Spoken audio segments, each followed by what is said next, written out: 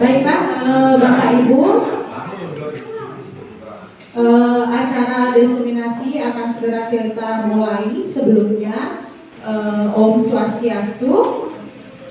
Ya, selamat siang kepada Bapak Ibu, pengajar maupun tenaga administrasi di SD Negeri 3 dan Indukan Dayung. Sebelumnya saya ingin mengucapkan terima kasih atas atensi dari Bapak Ibu sekalian. Karena di sini saya akan mendiseminasikan budaya positif, yaitu sebuah penyebaran pemahaman dan penerapan pengalaman dari satu modul yang telah saya pelajari di pendidikan guru penggerak. Hal ini perlu mengingat saya dalam satu modul di antara 10 modul yang ada, itu salah satu tugasnya adalah menyebarkan pemahaman terkait budaya positif ke sekolah calon guru penggerak itu sendiri. Untuk yang pertama, izinkan saya menyampaikan materi. Di sini saya ingin menyampaikan materi tentang konsep inti dari budaya positif. Jadi dari budaya positif kita akan membaginya menjadi 8 sub materi yang akan kita kupas pada siang hari ini dalam waktu 1 jam saja. Yang di antara 8 sub materi itu adalah perubahan paradigma belajar, kemudian motivasi perilaku manusia, disiplin positif, posisi kontrol guru, nilai-nilai kebijakan, keyakinan kelas, kebutuhan dasar manusia, dan segitiga restitusi. Mungkin Bapak Ibu sudah pernah mendengar bahwasanya zaman sekarang kita sebagai guru harus menerapkan pembelajaran yang student center. Iya, betul sekali. Kalau zaman dulu, guru adalah pusat dari pembelajaran. Tapi kalau sekarang, dengan konsep terbaru, dengan filosofi pemikiran dari Ki Hajar Dewantara, guru hanya merupakan fasilitator saja. Guru di sini bertugas menuntun murid untuk memahami konsep dari apa yang mereka pelajari. Jadi guru bukan penentu, tapi dia penuntun. Seperti itu. Untuk materi yang pertama yaitu pembelajaran paradigma baru. Ya, jadi paradigma baru yang kita pelajari di sini adalah menggunakan rancangan prinsip pembelajaran berdiferensiasi. Sudah pernah dengar Bapak Ibu pembelajaran berdiferensiasi? Ada diferensiasi konten, ada diferensiasi proses, dan ada diferensiasi produk. Dengan Bapak Ibu melakukan pembelajaran, contohnya seperti menayangkan video pembelajaran.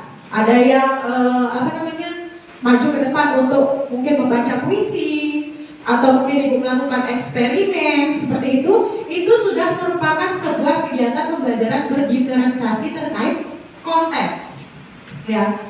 Terus Ibu menyuruh siswa-siswa Ibu untuk misalnya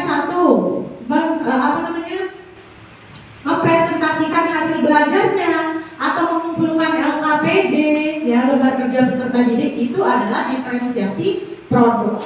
Jadi produk yang dihasilkan dari sebuah pembelajaran. Nah, di sini kita seperti yang kita tahu ya, filosofi belajar Pancasila itu membuat siswa, menuntut siswa, apapun visi misi Bapak Ibu sekalian, ini semua akan mendorong siswa menjadi memiliki kepribadian pelajar Pancasila dengan 6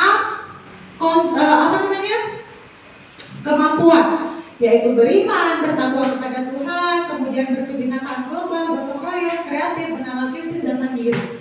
Itu semua adalah tujuan bersama kita dalam menjalankan proses pembelajaran pada masa sekarang ini.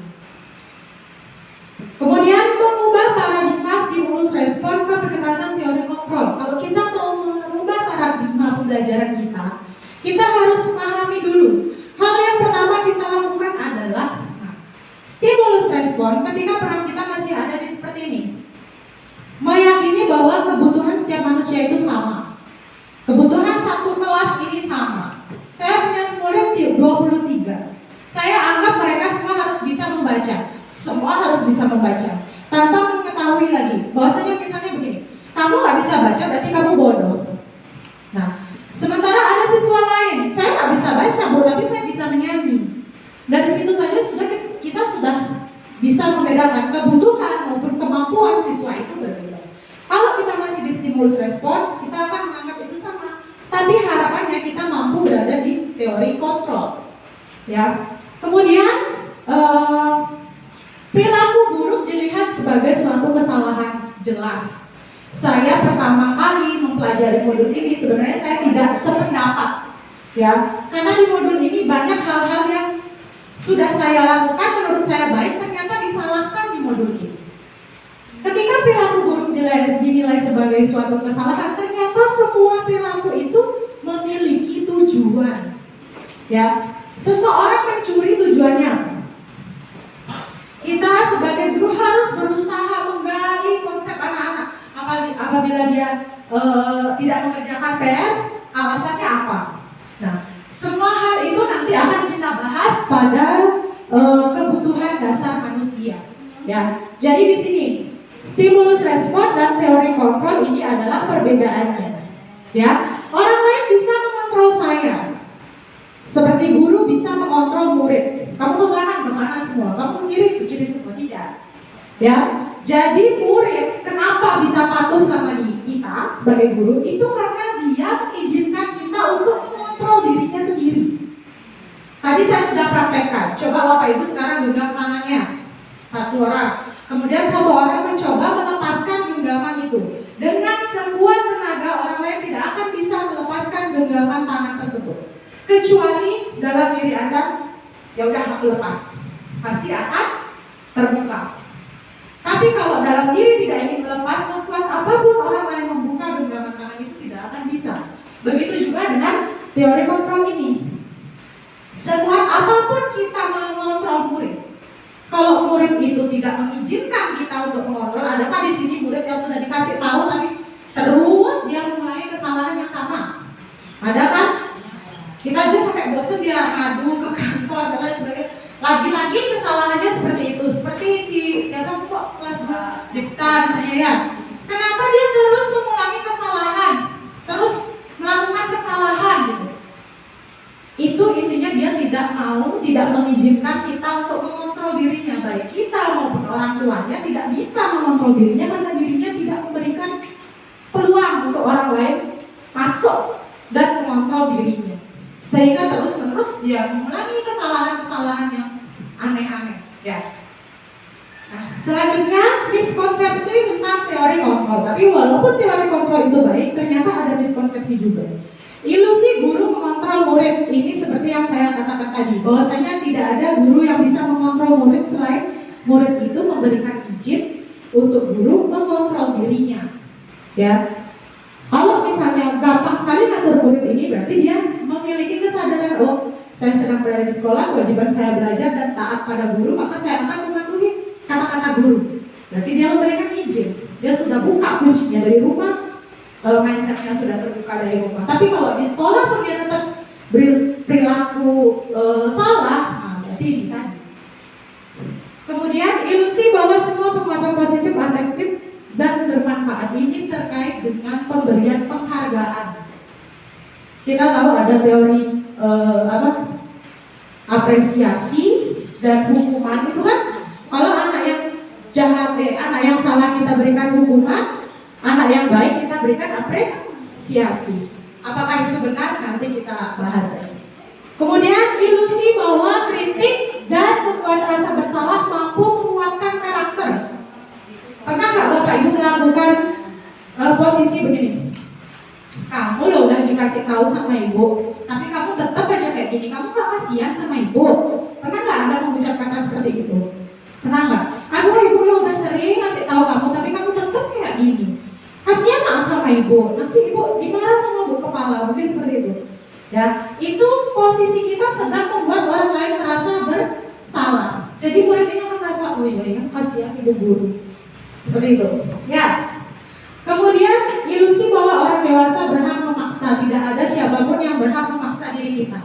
Kita punya kuasa atas diri sendiri bagaimanapun itu, termasuk juga dengan peserta didik. Pada materi yang kedua, tadi saya ada 8 materi dan sekarang baru sampai yang kedua. Disiplin positif. Nah, disiplin positif adalah merupakan suatu pendekatan untuk menumbuhkan kesadaran dari dalam diri peserta didik tanpa adanya bentuk hukuman atau hadiah. Ini yang tadi saya bilang. Ya, hukuman atau hadiah itu merupakan motivasi eksternal.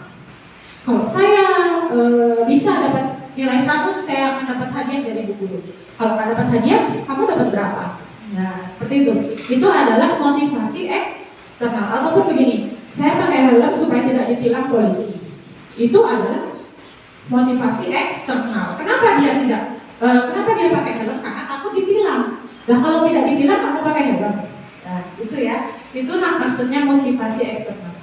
Nah, sebagai pendidik, tujuan kita adalah menciptakan peserta didik yang memiliki disiplin diri, sehingga perilaku murid mengacu pada nilai-nilai kebajikan universal. Nah, kebajikan universal ini ada beberapa Bapak Ibu ya. Nah, ini nilai-nilai kebajikan. Sifat-sifat positif manusia yang merupakan tujuan mulia yang ingin dicapai setiap individu dengan menaikkan nilai-nilai kebajikan, yaitu dengan seorang maka motivasi intrinsik akan terbangun sehingga mengenal. Jadi, kalau seorang siswa sudah memiliki nilai-nilai kebajikan, maka dia tidak akan membutuhkan lagi motivasi eksternal untuk membuat dirinya mandiri dan bertanggung jawab. Itu sudah muncul dari dalam dirinya sendiri, nilai-nilai kebajikan itu seperti jujur, ya. Kalau misalnya kita punya gini, peraturan dilarang menyontek. Intinya mencontek itu apa sih? Perilaku tidak jujur, kan? Jika anak itu mampu membuat motivasi intrinsik dalam dirinya, dia punya rasa, oh saya sebagai manusia harus jujur, maka tanpa kita tulis dilarang menyontek, dia tidak akan nyontek. Karena itu tadi motivasinya dari dalam diri, ya seperti itu. Nah, dan apa nilai kebajikan yang ingin diangkat dari peraturan-peraturan berikutnya? Kira-kira menggunakan helm saat mengendarai motor itu nilai kebajikan apa sih yang ingin diterapkan? Untuk apa? Untuk apa kita memakai helm? Selain untuk biar nggak ditilang, ya keselamatan boleh.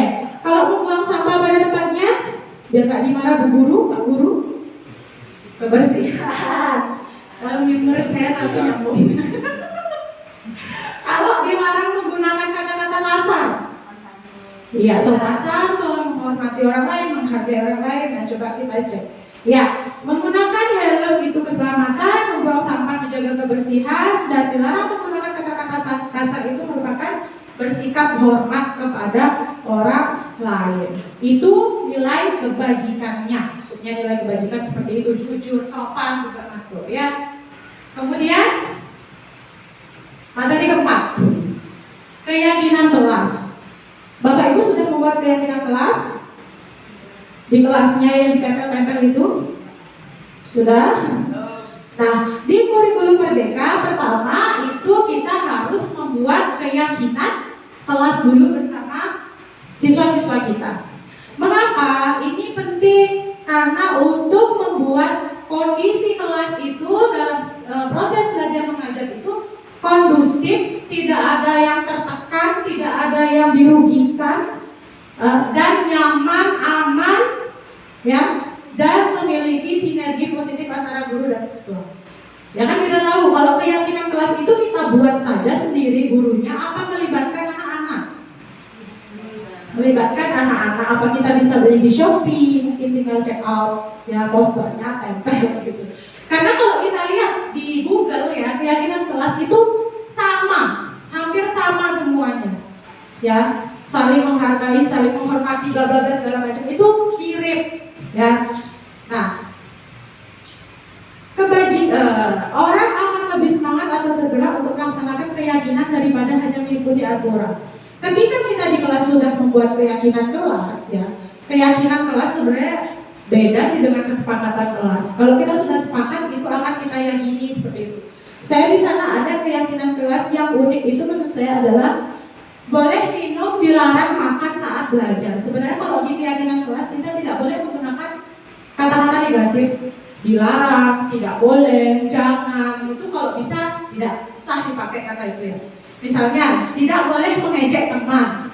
Itu bisa kita ganti dengan kalimat saling menghargai antar sesama teman, ya. Jadi dilarang mengejek atau tidak boleh atau jangan dilarang membuang sampah sembarangan, kita bisa ganti saling menjaga kebersihan, begitu ya. Jadi kalau keyakinan kelas itu usahakan tidak menggunakan negatif, jangan, tidak boleh, atau dilarang, seperti itu. Nah, keyakinan kelas dan peraturan kelas adalah hal yang sama. Bapak Ibu salah atau benar? Salah. Kenapa salah?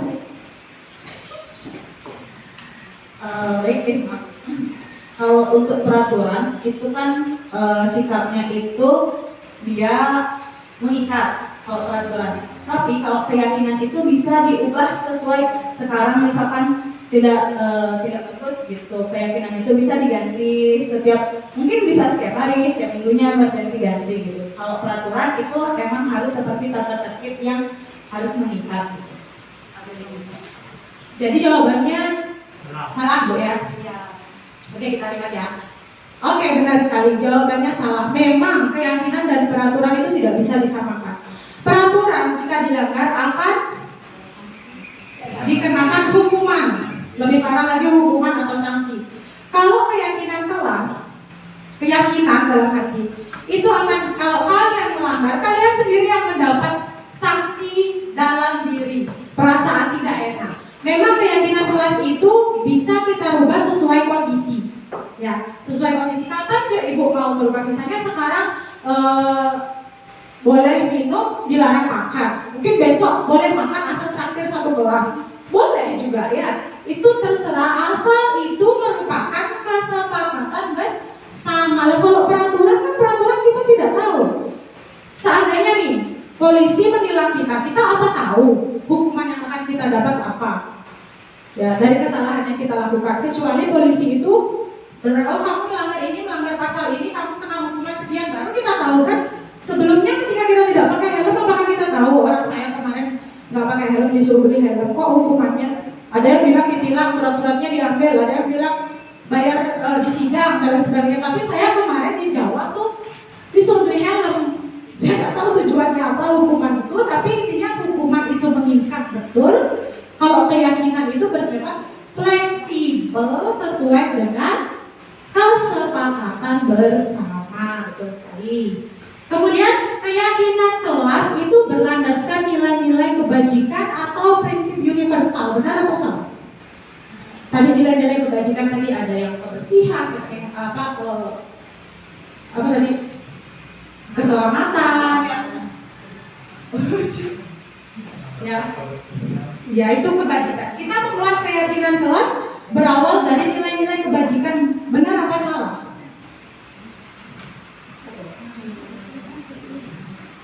Benar apa salah? Ya, Bu Eli bilang benar. Kita coba cek. Iya, benar sekali ya Bu Eli. Jangan kepikir. Sampaikan saja. Oke, jadi memang iya. Kita membuat keyakinan kelas itu usahakan itu tadi. Kalau kita membuat kalimat kebajikan, kita akan menghilangkan kalimat negatif. Itu akan lebih bagus dalam psikis anak ketika membaca sesuatu itu dilarang, jangan, tidak boleh. Itu kan seperti hukuman nanti kalau melanggar. Tapi kalau keyakinan itu supaya dia tertanam dalam dirinya baik, maka konsepnya baik, gunakanlah kalimat yang baik tanpa menggunakan kalimat negatif. Oke, selanjutnya materi yang kelima. Motivasi perilaku manusia. Ini tentang tadi hukuman, konsekuensi, penghargaan. Ini kita akan bahas di sini. Jadi, Bapak Ibu, motivasi itu dibagi menjadi 2, eksternal maupun internal. Jika motivasi eksternal, ya, untuk menghindari ketidaknyamanan atau hukuman, itu tadi, supaya aku tidak dihukum, maka saya tidak akan melanggar. Dan juga ini mendapatkan imbalan, supaya saya dapat imbalan, maka saya akan dapat nilai bagus dimanapun usahanya. Ya, ini baik, tapi kalau bisa dikurangi hal-hal yang seperti ini, supaya anak-anak itu termotivasi dari dalam dirinya, yaitu motivasi internal. Ketika dia sadar, oh saya harus menjadi pribadi yang baik, itu berarti dia harus menghargai dirinya sendiri dan meyakini nilai-nilai yang dipercaya. Keyakinan kelas ini sudah tertanam dalam dirinya, dia tidak akan melanggar tanpa adanya hukuman, tanpa adanya imbalan. Dia secara otomatis akan berjalan sesuai alur.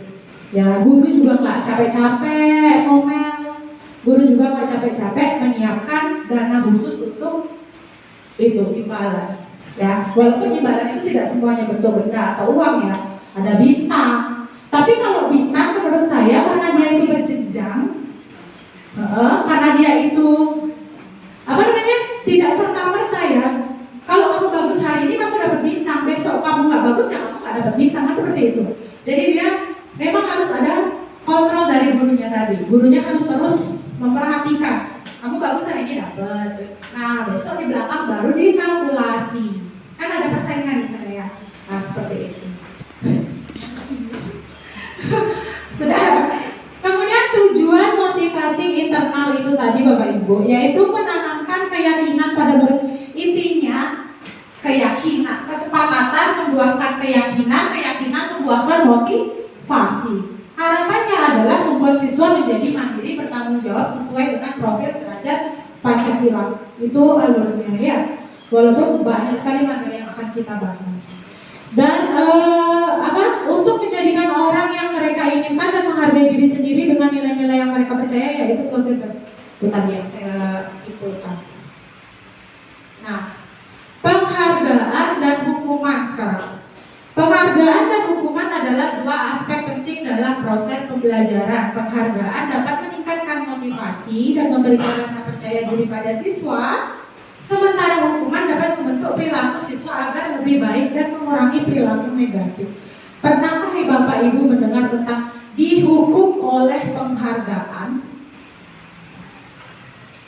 Kira-kira kenapa kok bisa orang udah dikasih penghargaan tapi kok dirinya itu sebenarnya sedang dihukum, tapi dia tidak sadar karena dia bahagia? Coba kira-kira apa? Pak Wira mungkin pernah dengar.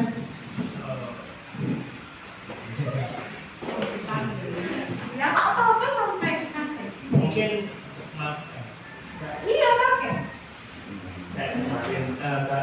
Pengalaman kemarin saya di kebetulan mungkin maksudnya mungkin seperti itu ya. Yang saya tangkap gini kan, misalnya kemarin pas ini ada yang datang, malahan yang datang itu kita buktikan untuk kita kasih, mungkin itu menjadi pukulan ke dia, nanti selanjutnya dia akan datang gitu, kayak gitu. Jadi yang nggak datang kemarin itu malahan kita buktikan untuk dikasih, dibawakan ke rumah kayak gitu ya, dikasih hadiah dia padahal dia nggak datang gitu, kayak gitu. Jadi memupuk dirinya sendiri untuk kedepannya ya punya rasa malu, kedepannya dia akan berubah. Oh saya nggak datang tapi saya dikasih, kedepannya dia akan datang gitu. Jadi dia malu sendiri, berubah sendiri. Jadi mungkin itu maksudnya dihukum tapi dengan bentuk imbalan, bentuk hadiah. Tepuk tangan dulu untuk Wira memberikan contoh kejadian di tempe. Iya, mungkin kayak gitu. Iya masuk Pak Wira. Itu membuat seseorang merasa bersalah, merasa nggak enak, ya kan? Nah, itu merupakan salah satu juga bentuk hukum dari penghargaan. Hukuman dari sebuah penghargaan. Kalau orang itu sadar bahwasanya dia itu bersalah sebenarnya. Tapi kalau ini loh Pak Wira, kita kan biasanya mau memberi penghargaan itu kepada siswa yang berprestasi nih. Kayak kita kasih reward, apalah hadiah misalnya begitu ya. Kayak Bu Eka misalnya sekarang. Bu Eka paling sering kasih reward sama murid. Dia bisa baca, dia dikasih hadiah walaupun hanya snack 1.000-2.000. Ya, bagi kita itu sebuah motivasi. Saya juga di awal memikirkan itu, dan anak-anak pun terlihat kan senangnya dan berusaha mereka. Tapi ternyata kalau kita ikutin Bapak Ibu ya, namanya juga konsep ya. Nah, penghargaan tidak efektif. Suatu penghargaan adalah suatu benda atau peristiwa yang diinginkan, yang dibuat dengan persyaratan. Hanya jika Anda melakukan hal ini, maka Anda akan mendapatkan ini. Begitu. Kemudian jika saya mengharapkan suatu penghargaan dan tidak mendapatkannya, maka ada rasa kecewa. Ya, itu kalau dia memiliki jiwa yang bersaing tinggi ya. Itu biasanya terjadi, tapi kan sering kan ya. Kayak Rama dia nggak bisa dapat medali emas misalnya, dia nangis. Itu kekecewaan pada dirinya sendiri. Kemudian jika memberikan seorang suatu penghargaan untuk melakukan sesuatu, maka kita harus terus mengontrolnya. Ya, memberikan penghargaan itu, karena kalau kita lengah dia nggak akan melakukan itu. Ya, seperti itu. Kemudian orang yang berusaha berhenti merokok atau orang yang berusaha diet menguruskan badan, bila diberikan penghargaan pasti hampir saja tidak berhasil. Jadi saya nggak paham maksudnya apa. Ya, rokok diet menyinggung diri sendiri nanti. Ya nggak boleh. Jadi sekarang penghargaan yang kedua merusak hubungan. Ketika seorang diberi penghargaan atau dipuji di depan orang banyak, maka orang lain akan merasa iri, ya kan? Jangankan murid, orang dewasa saja seperti itu, ya kan? Kalau dia dipuji, "Wih kamu bagus, coba dong yang lain ikutin ini, sama-sama makan nasi sih, masa nggak bisa kayak gini?" Ya kalau anak-anak itu yang mau menerima dengan hati besar hati gitu lah. Kalau dia aja terus dipuji-puji, itu kan biasanya anak kecil ya. Jika seorang guru sering memberikan penghargaan kepada murid-muridnya, besar kemungkinan muridnya termotivasi hanya untuk menyenangkan gurunya. Ketika Bu Eka memberikan penghargaan, dia akan sangat senang sekali kelas 2 dengan Bu Eka. Tapi ketika Pak Wira masuk ke kelas, karena Pak Wira nggak pernah ngasih reward, misalnya begitu ya. Dia kan, jadi dia akan lebih caper ke Bu Eka daripada ke Pak Wira, kan begitu ya? Itu nggak rasanya. Nah, seperti itu.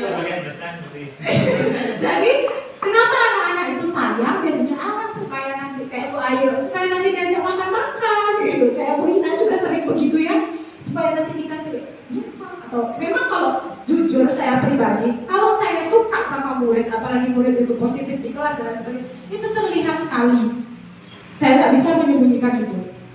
Dia yang saya elukan, dia yang saya andalkan seperti itu. Ketika kayak Novita, misalnya begitu ya, siapa?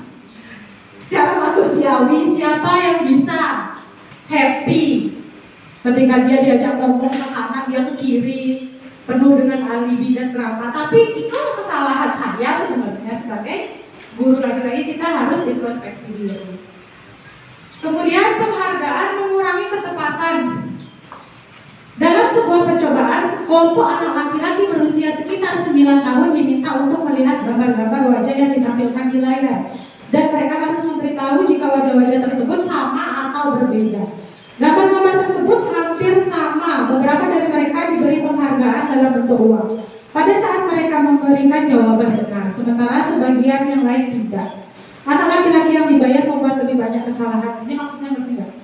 Disajikan gambar muka, sebenarnya mukanya ini hampir sama, tapi karena begini, siapa yang bisa menemukan perbedaannya, ibu kasih uang. Nah, anak laki-laki ini berusaha untuk, ya pokoknya bilang aja ini beda gitu, biar dapat uang. Padahal sebenarnya sama gambarnya itu. Ini guru hanya memancing. Siapa yang bisa menemukan perbedaannya, ibu kasih uang. Padahal tak ada perbedaan. Tapi karena dia ingin uang, jadi dia dengan kesadaran penuh dia menjawab, ini bu beda bu. Padahal dia tahu itu nggak ada beda, gitu ya. Nah seperti itu. Itu kan mengurangi ketepatan. Ya. Padahal gurunya hanya ngetes. Nah jadi intinya dihukum oleh penghargaan itu karena penghargaan itu tidak efektif.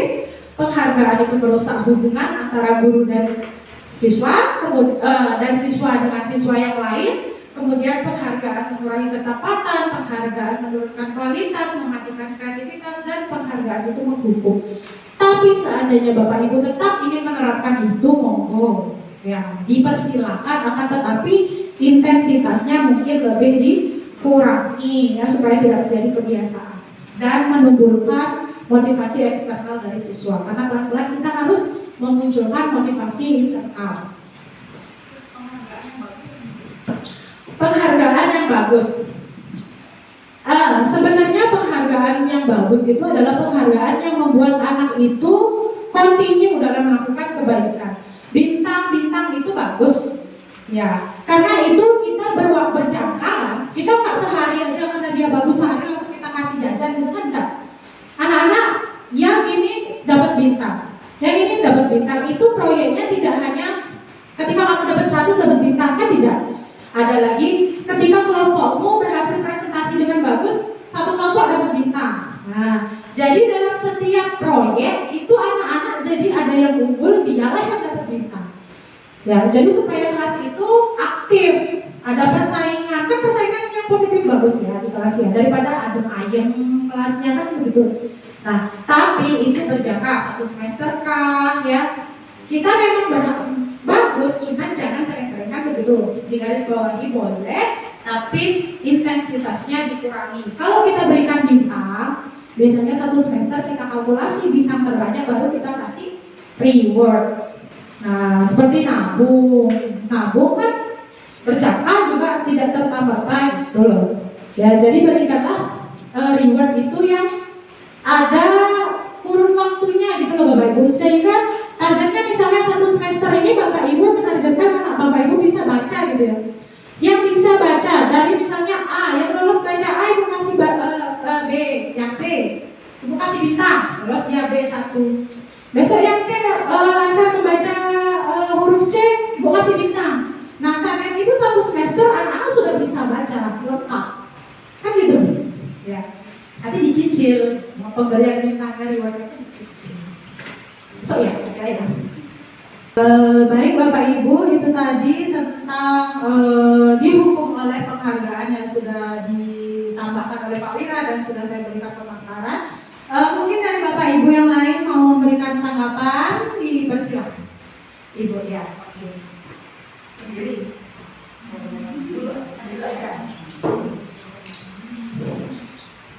Terima kasih atas waktunya, Bu Ina.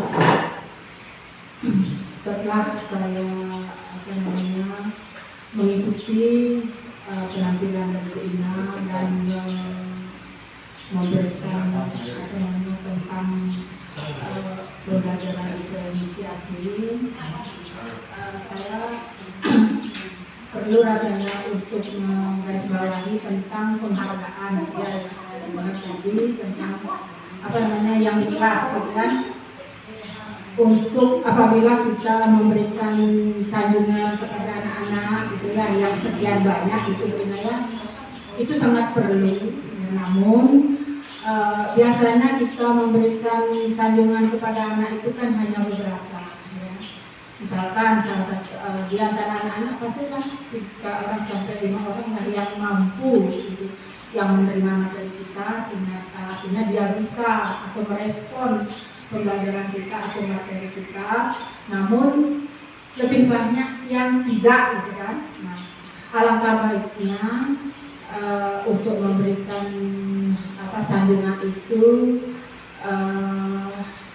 buat ibu ya, jangan terlalu ya, jaga juga perasaan teman-teman atau anak-anak yang lainnya yang tidak terlalu, artinya itu aja dikasih sanjungan oleh Bu Ina, saya gimana ya saat itu kan kita kan semua anaknya Bu Ina, jangan sampai begitu. Itu yang pertama. Yang kedua, memberi ruang itu bagus ya. Dan juga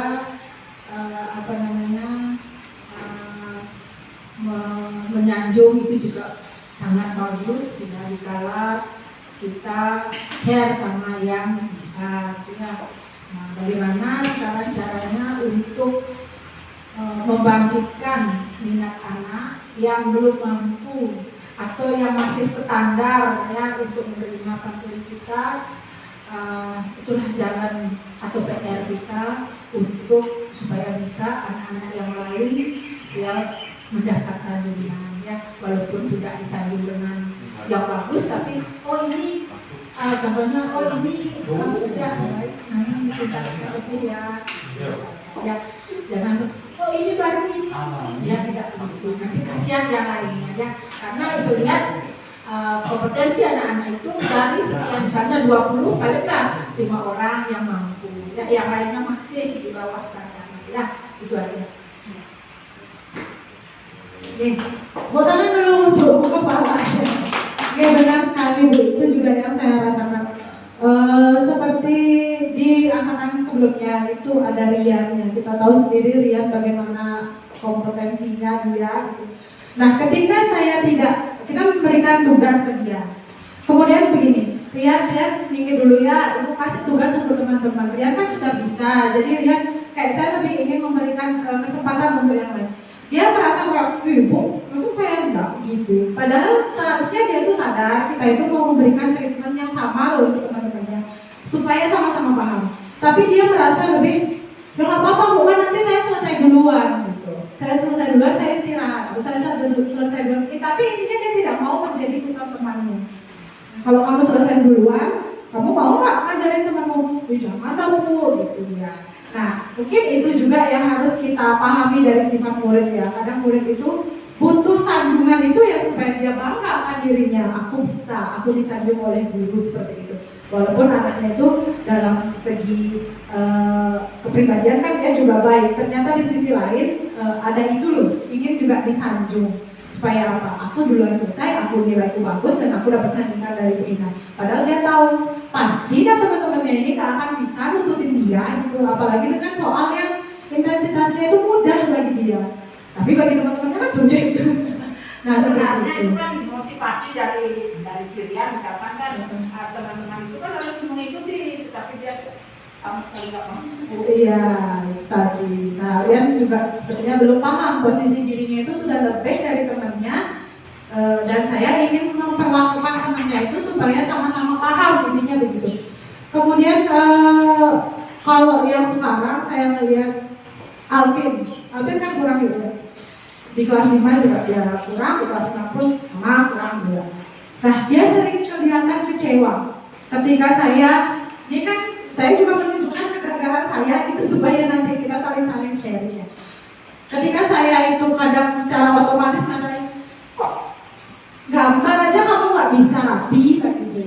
Nah, padahal dia punya suara yang bagus misalnya begitu, tapi saya kesampingkan itu karena memang materinya pada saat itu menggambar gitu.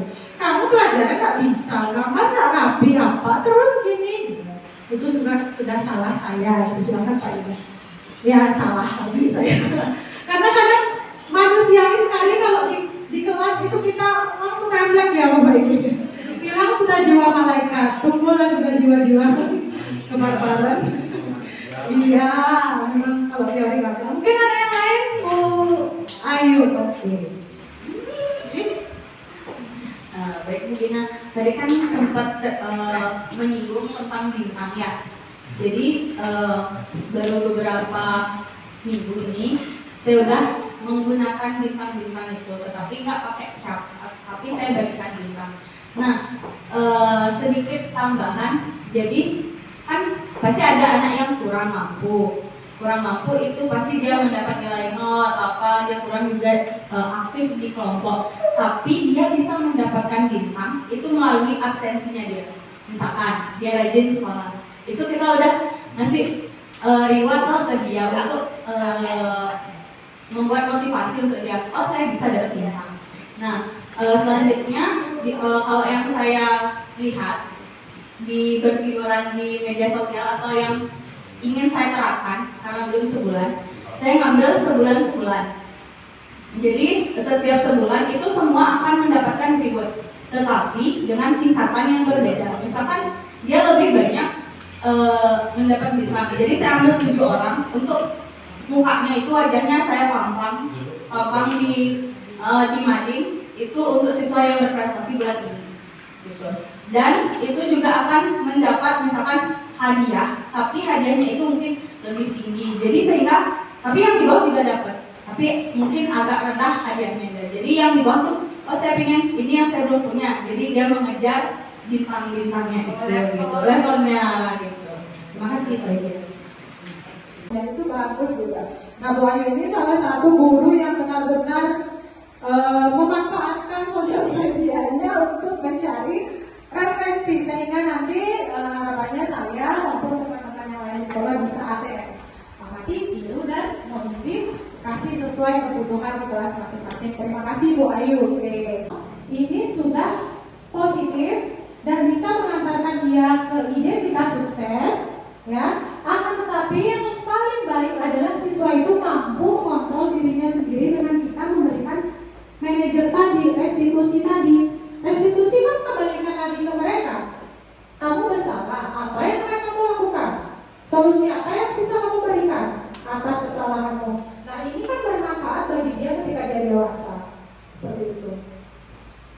Nah, selanjutnya terakhir yaitu segitiga restitusi ya, yang saya sampaikan tadi. Langkah-langkah melakukan restitusi yang saya maksud itu dibentuk dalam sebuah segitiga restitusi. Yang mana langkah-langkahnya itu menstabilkan identitas dulu, validasi tindakan yang salah, dan menanyakan keyakinan. Contoh kalimatnya seperti ini. Kalau menstabilkan identitas, yang pertama ketika anak melakukan kesalahan, ibaratnya kita panggil ke ruang guru, kita tanya, kamu tadi kenapa tidak mengerjakan PR? Saya lupa bu. Ya, berbuat salah itu sudah biasa. Ibu juga pernah melakukan kesalahan, tapi kenapa? Ibu yakin kamu pasti punya alasan kenapa kamu tidak mengerjakan PR. Saya diminta menjaga hari, saya berikan itu masuk ke validasi tindakannya salah. Ujung-ujungnya dia sadar dia tidak mengerjakan PR karena menjaga adik seperti itu. Kemudian menanyakan keyakinan anak-anak. Kamu tahu kan, kita punya keyakinan keras. Kita adalah anak-anak yang bertanggung jawab. Ciri-ciri perilaku tanggung jawab itu adalah menyelesaikan tugas sesuai dengan waktunya.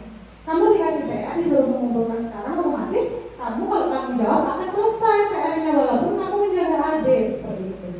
Ya, begitulah kalimat-kalimat dalam pelaksanaan segitiga restitusi, berawal dari menstabilkan identitas, validasi tindakan yang salah, dan menanyakan keyakinan yang sudah dibentuk bersama-sama tadi.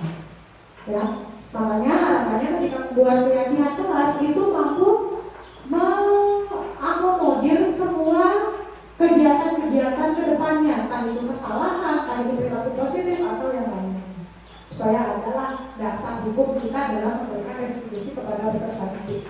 Ya mungkin sekian, ini ada video tapi tidak usah lagi ditonton. Ini videonya itu tentang penerapan segitiga restitusi yang saya lakukan bersama Angel. Ceritanya kita kayak berdialog begitu ya, sebagai siswa yang telah datang ke sekolah. Nanti mungkin saya bisa share. Ya, seperti itu. Bagaimana Bapak Ibu? Adakah yang mau berbagi di sesi terakhir? Jalan ke mana?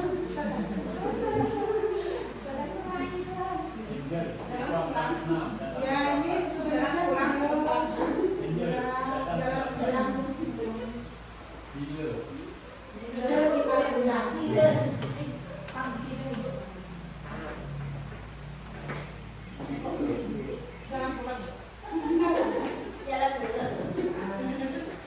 baik untuk kedua kalinya Ibu menanggapi ya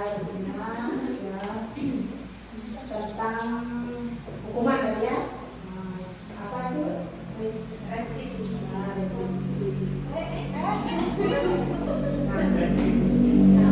Itu segala hal yang kita perbuat di kelas untuk membangkitkan anak untuk bisa intinya bisa maju ya, memahami kesalahan gitu kan, tadi memahami kesalahannya dia, bagaimana caranya untuk mengambil apa namanya supaya dia mau mengaku kesalahannya dengan berbagai cara. Itu sangat bagus ya, bagus sekali ya, dan tidak tertarik nanti dengan juga apa namanya bagi anak yang ingin entah ingin tahu, entah ingin merasai dan sebagainya kurangannya di rumah kan itu perlu kita perhatikan juga.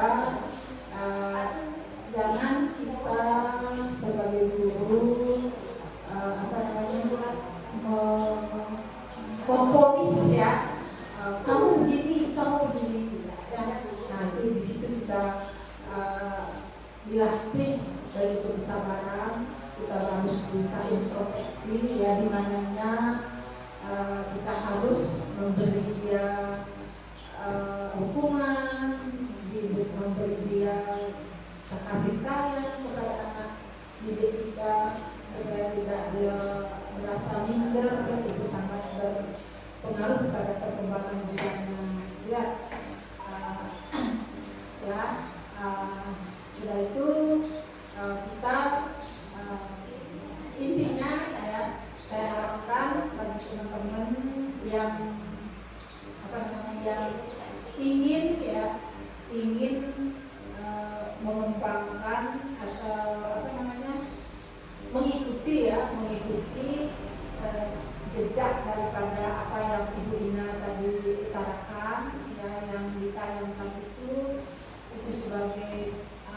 tujuan kita untuk anak gimana nanti supaya anak-anak itu bisa mengorek kesalahannya itu sendiri. Dan nah, Bu Ina, terima kasih sekali apa yang Ibu punya paparan tadi. Mudah-mudahan teman-teman bisa mengingat ya, supaya nantinya kita bisa teman-teman lebih sharing ya kepada Bu Ina dan teman-teman yang lain ya.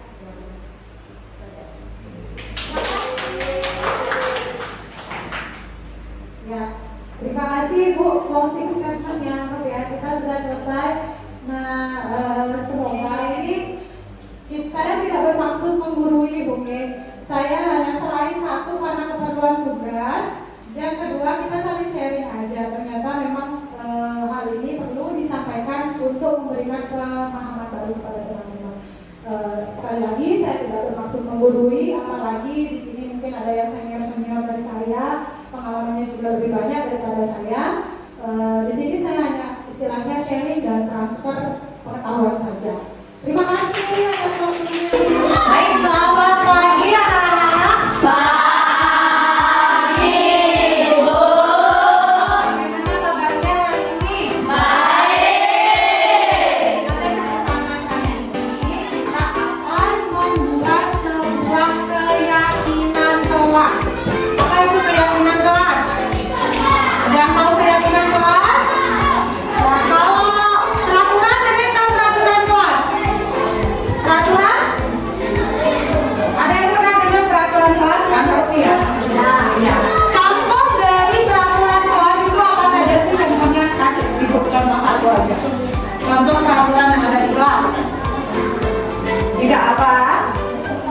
Tidak mencontek, misalnya ya. Tidak mencontek. Apa lagi? Tidak makan di kelas, boleh. Apa lagi? Tidak membuli, ya. Ada lagi? Tidak mengejek teman. Apa lagi? Tidak merusak fasilitas kelas, boleh. Nah, itu semua adalah peraturan. Kenapa? Karena masih diawali dengan kata tidak boleh, tidak boleh, tidak boleh, atau jangan buang sampah sembarangan. Nah, itu kan jangan, tidak boleh, terus apa lagi? Dilarang. Itu adalah bentuk kalimat negatif ya. Kalimat negatif itu kalau keyakinannya masih berbentuk jangan, tidak boleh, kemudian apa lagi? Dilarang. Ya, dilarang mencontek, dilarang memakai pakaian selain seragam di hari itu misalnya gitu ya. Ini tiga kata itu adalah kata-kata negatif, itu masih bisa disebut peraturan. Akan tetapi kita di kelas ini akan membuat lebih ke keyakinan. Keyakinan itu sesuatu yang anak-anak percaya, ya kan? Tumbuh dalam diri masing-masing sehingga membuat anak-anak nanti lebih bertanggung jawab. Contohnya satu, kalau misalnya peraturannya, kalau mengendarai motor harus menggunakan helm, benar apa enggak? Itu kenapa ibu sebut peraturan? Karena kalau dilanggar, anak-anak dapat apa? Hukumannya anak tahu nggak apa? Anak-anak tahu hukumannya apa? Ada yang bilang denda, ada kemarin ibu sempat di Jawa ditilang tapi ibu disuruh beli helm. Ya, beli helm tuh. Kalau enggak nanti ibu saya ambil surat-surat motornya. Ada yang seperti itu kan yang lain ya? Karena itu peraturan, anak-anak belum tahu pasti apa sih nanti sanksi yang anak-anak dapat. Ya, tapi kalau keyakinan anak-anak itu tanpa ibu, kamu ya nyontek, keluar kamu, tanpa seperti itu. Kalau keyakinan tanpa seperti itu, kita hapus dulu perilaku yang membuat anak-anak tidak nyaman, ketakutan dan lain sebagainya. Ya, kalau keyakinan begini, contohnya, nyontek itu perbuatan yang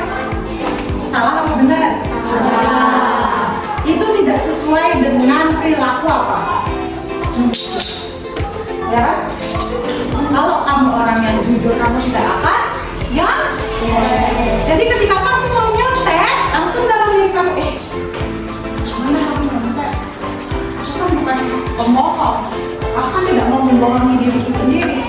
Aku harus jujur pada diriku. Makanya aku akan berusaha sendiri tanpa harus nyontek. Itu keyakinan. Nah, contoh lagi kalau mau membuli teman, ya gendut, ya. Gendut. Sebelum kamu mau membuli itu, kamu akan ingat, aku kan harus menghargai orang lain. Aku kan tidak boleh mengejek teman. Ya, itu namanya keyakinan. Kemudian kalau kamu merusak fasilitas sekolah, contohnya, ya, ini kipas, kamu masukin pulpen ke dalamnya, tuk langsung rusak. Sebelum kamu jahil seperti itu ya, sebelum kamu melakukan itu jahil pengen merusak fasilitas, sadar diri. Oh, kita kan harus memelihara fasilitas sekolah. Kita tidak boleh merusak karena ini milik bersama. Nah, seperti itu keyakinan. Bisa membedakan peraturan sama keyakinan. Kalau keyakinan itu membuat kalian sadar, ya, sadar diri. Sebelum melakukan sesuatu, anak-anak sudah sadar ini gimana, sehingga anak-anak menjadi orang yang lebih bertanggung jawab dan pribadi yang lebih positif lagi, lebih baik, ya. Di sini siapa yang sudah mengejek teman? Nggak ada? Oh, pasal. Apa biasanya dia ngejek apa biasanya? Gimana? Oh, ngejek nama orang tua. Sebelum itu pasal harusnya sadar gini. Ngapain aku ngejek nama orang tuanya dia? Kasihan orang tua di rumah lagi kerja. Ngapain aku ejek-ejek? Itu loh. Aku harus menghormati orang tuanya yang harum karena dia sedang bekerja di rumah. Ngapain aku ngejek? Ya kan seperti itu ya. Bisa ya? Bisa membedakan ya peraturan sama keyakinan. Nah, sekarang ibu mau minta anak-anak menuliskan satu saja kalimat positif. Kalimat positif contohnya tadi seperti saling menghargai teman, bekerja sama, kolaborasi. Itu kan positif ya. Jujur, saling menghormati, saling menghargai. Jadi ketika kamu menuliskan jujur, di situ sudah tidak ada lagi dilarang menyontek, dilarang mengambil barang teman, dilarang ini, dilarang itu, karena sudah ada jujur.